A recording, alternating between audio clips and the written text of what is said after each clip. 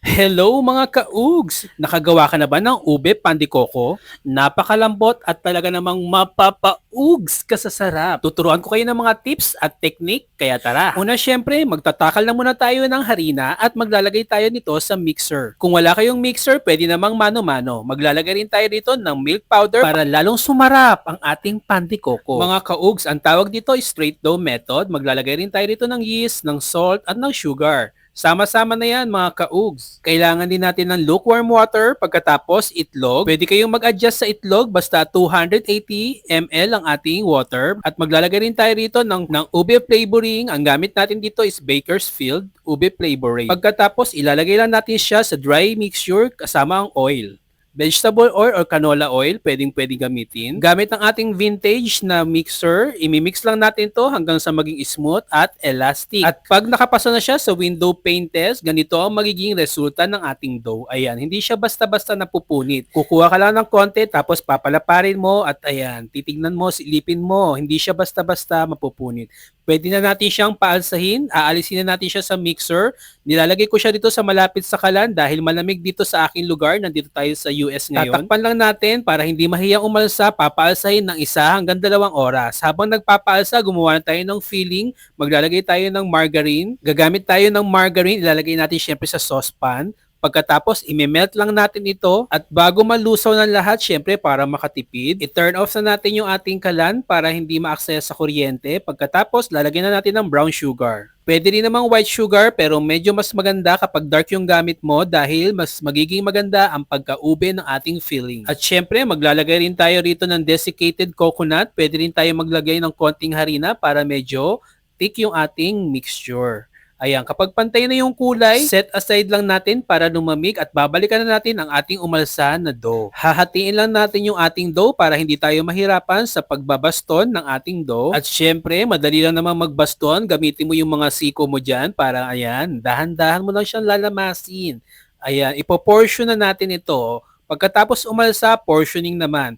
Pwede mo siyang timbangin 40 to 60 grams each dough. Pagkatapos, mamasahin lang natin ng dahan-dahan para mabilog. Mas maganda sa mga pandikoko, binibilog na muna bago siya lagyan ng filling para maganda yung pagka-flatten na. Ayan, practice-practice lang at mukhang sanay na sanay, no? Pagkatapos, kukuha lang tayo ng isa, papalaparin mo lang yan. Kung meron kang rolling pin, pwede mo siyang padaanan ng rolling pin.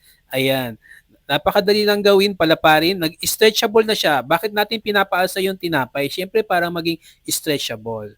Kaya mamaya baka paalsahin ko yung sarili ko. 1 tablespoon yung filling na ilalagay natin. Pwede mo naman dagdagan, depende sa kagustuhan ninyo mga kaugs. Pagkatapos, hilahin mo lang yung mga gilid. Siyempre, isisil natin yan para hindi tumapon or kapag niluluto or binibake na, hindi lalabas yung filling niya. Seal lang natin ng maayos. Ayan, ganyan-ganyan din lang. Pagkatapos, bibilugin, konting lamas-lamas. Pagkatapos, ayan, medyo i-flatten natin kasi di ba yung pandikoko flat. Parang ako yan, flat. Ayan, syempre, yung natitira pang mga dough, lagyan na rin ng filling.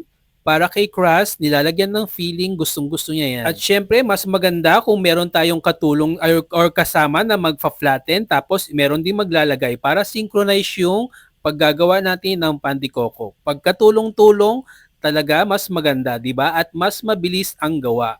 Dahil kapag ka medyo mabagal ka maggawa, aalsa na yung ibang tinapay natin, magdadry na yung iba natin. At ayan na nga, kapag ka natapos na yung pagpo-portion, paglalagay ng filling, papaalsahin ulit natin sa pangalawang pagkakataon ang ating mga pandikoko. Pero bago yan, syempre, lalagyan mo, ipa-flatten muna natin sila para medyo flat talaga yung pandikoko natin, di ba?